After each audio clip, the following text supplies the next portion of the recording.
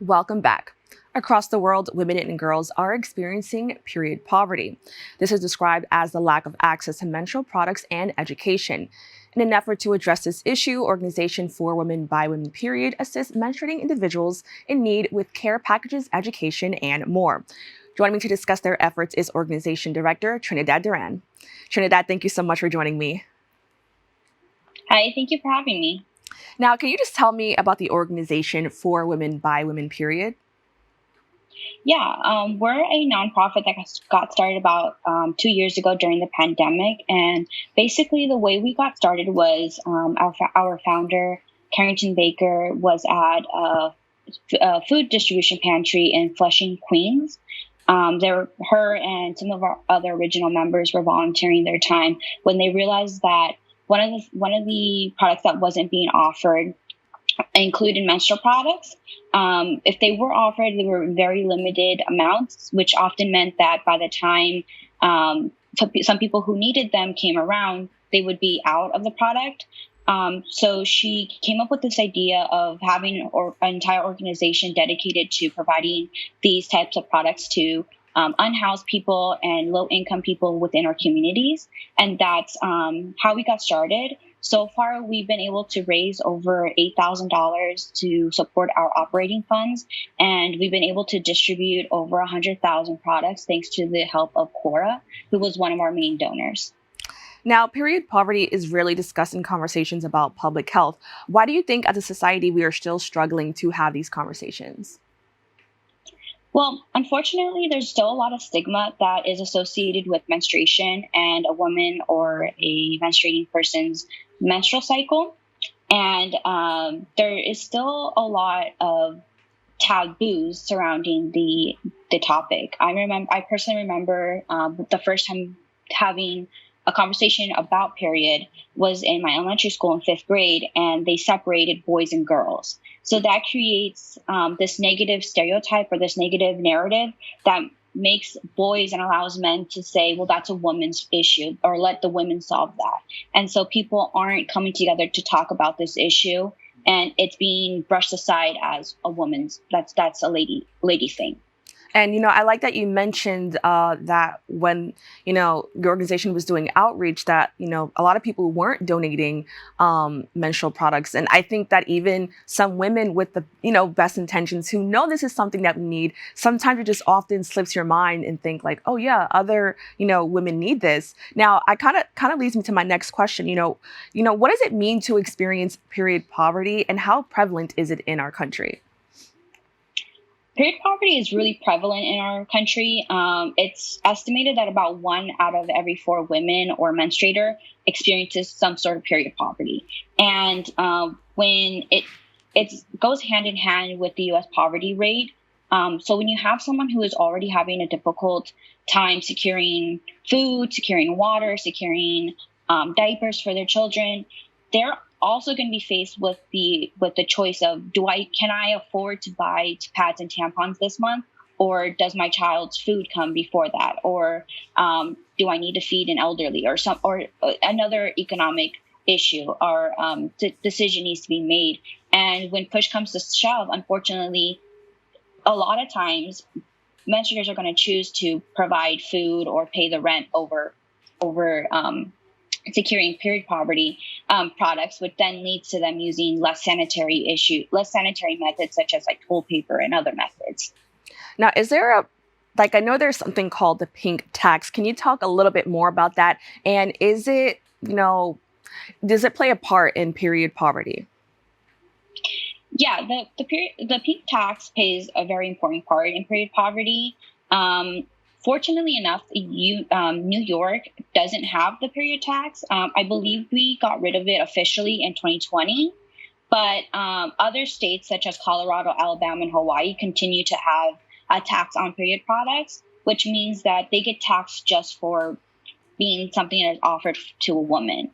Pads and tampons are already very expensive in and of itself, so to add an additional tax and taxing them sort of kind of as a luxury good makes it even less accessible to menstruators within the community. Can you talk about what your organization is doing to raise awareness about this? So Well, I would. So our organization, in order to talk about period poverty and the access to menstrual products, we um, we like to so we have two main ways in which we talk about period poverty. Our social media is pretty much based on educating our communities about period poverty and the ways in which we can go about breaking the stigma that is surrounding periods and menstruation and other reproductive issues, and just eliminating that taboo and making people feel okay to talk about this stuff. Because until we feel secure and comfortable speaking about these issues, we're not going to be able to bring about change. And so that's one way in which we go about providing education. But we also work with a couple of high schools and we have youth groups within them. So educating the younger generation about these issues is also very important and a very important step within our movement. Now, you mentioned the youth group, and I understand that you have a youth program. Can you talk a little bit about that and why it's so important, especially, for younger people to kind of be familiar with this? And as you mentioned, kind of step away from that stigma of revolving around periods. Yeah. So the younger generation is very interested in helping bring about social change, whether that's, period and the period movement or food, economic, global climate, as we've seen currently with the news. That's something that a lot of the younger generation is very interested in helping. So we have taken steps to actively include them in what we do by creating youth programs within different high schools and within different communities. So far, we've successfully been able to test pilot this program in a high school in Rochester, and so they will put on their own drives, product drives, have people within their own communities bring products, which then they can distribute back out to those in need within their communities. So it's goes based off of the whole mutual aid ideology and concepts. So we make them feel as if they have the agency to do something about this issue within their own community. Now, I understand your organization also has something called moon packs. Can you explain what Yes. they are and how they are given out? Yeah, so the moon packs were something that we designed particularly to deal with the issue within the unhoused communities. New York has a lot of unhoused people living, whether in temporary housing or on the streets, and that presents a real issue when it comes to menstruating. If they don't even have a continuous, safe, secure access to water, that could lead to many different issues during menstruation. A lot of menstruators, use tampons or menstrual cups, and if they're unable to sanitize their hands before and after inserting the tampon or the menstrual cup, that could lead to different health issues within their reproductive system. So the moon packs were designed to be able to be a catch-all solution to many of the issues that arise for unhoused people experiencing period poverty. They include a week's worth of period products, whether tampons or pads or both, 2 pairs of underwears, a disposable heating pad to help alleviate some of the pain and the menstrual cramps, and then also flushable wipes in which they can use to clean themselves and clean their hands before and after inserting tampons. Now, I really appreciate the fact that it's also focusing on just hygiene, as in having clean hands. That's something that a lot of people don't really think about when you're privileged, that you can easily just go to a sink and wash your hands. So I really appreciate, you talking about that. I also want to bring up the fact that, of course, while you're supporting women and girls, the organization also makes an effort to acknowledge those from different genders. Can you just explain why that was so important? Yeah, it was very important for us to make sure that other menstruators felt included within our work and what we do, because we recognize that when we neglect to accept the experiences that trans, non-binary, gender fluid people experience, it creates a very unsafe and hostile environment for them.